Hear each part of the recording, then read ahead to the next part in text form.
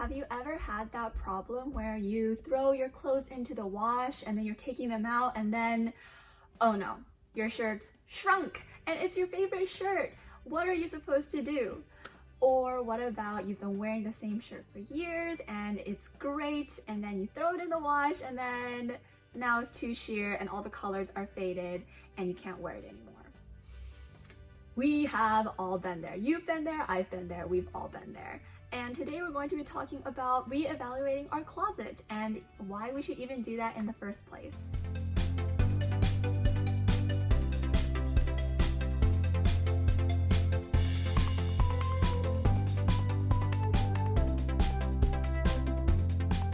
Hey guys, it's Alisa from Captivated by Him, and today we're going to be having another video in our True Beauty series. But you might realize that I'm not where I usually am. Yes, I'm in my closet. Welcome. And so today we're going to be talking about reevaluating our closet and how that ties back to true beauty. So in our very first video in our channel, we talked about how God is the source of beauty.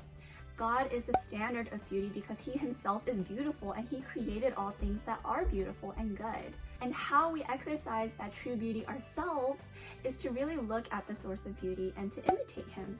So true beauty is to imitate the likeness of Christ in our character. It all comes down to the inward attitude, which is great news because that's something we can control. We might not be able to necessarily control what we were born to look like, but we can definitely control imitating Christ in His character and making sure we take those characteristics on. So last time we talked about modesty. We talked about modesty and how one way we can exercise true modesty is how we dress in our wardrobe. So it's really exciting to think about the true beauty that we can have in Christ through imitating Him. We can even reflect on the external. We can even be beautiful outwardly. So one thing that comes with modesty is to constantly reevaluate your closet.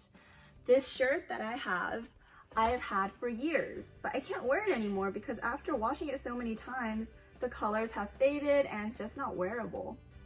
Or this sweater that I have right here, it was larger before, but now it's a little bit shorter because it shrunk in the wash, and now it's still wearable, but now I have to be cognizant whenever I reach for high things that it doesn't ride up. So having an awareness to that and reevaluating your closet to know when to wear what. Something that is helpful to do is to always do a self-check in the mirror or even just looking at what you're wearing every morning, because we want to make sure that everything is covered that needs to be covered. So don't look at yourself in the mirror in a vain way or something like that by all means, but make sure that you are doing your due diligence to exercise that true beauty inwardly manifested outwardly. So you can ask yourself, is everything covered that needs to be covered? What am I going to be doing today? Am I going to be moving around a lot today? What occasion am I attending today? And what clothes would be appropriate to wear? So for instance, if you're going to be moving around a lot in the day, it's probably not the best idea to wear something that's loose. So I had an instance a couple years ago where I had a missed opportunity to do this.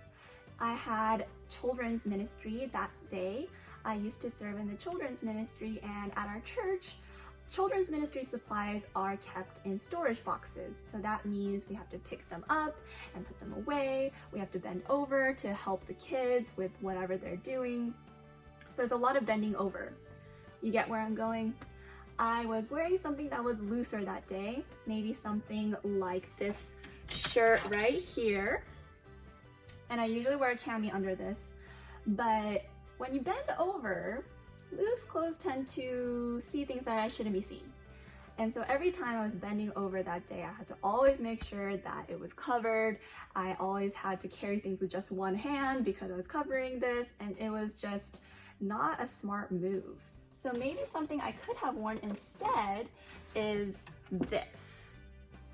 A dress that has a high collar, so that way even when I'm bending over, nothing is seen. And then I could have carried everything with two hands and I wouldn't have had to be worried about letting people see things that shouldn't be seen. So think about that. Think in the morning about what you're doing. where you're going and making sure that everything's covered, and to be cognizant of those things. Maybe you're thinking, that's a lot of work to do in the morning.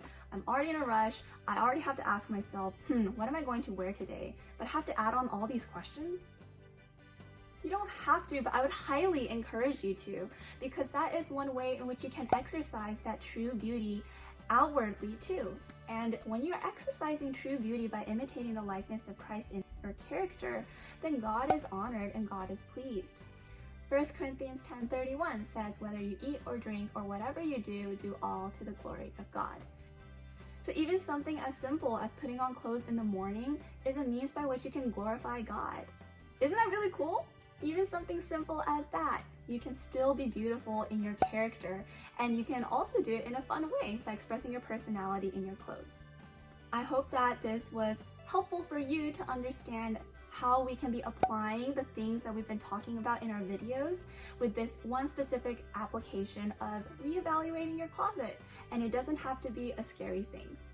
So until next time, I will see you in the next video. Stay captivated.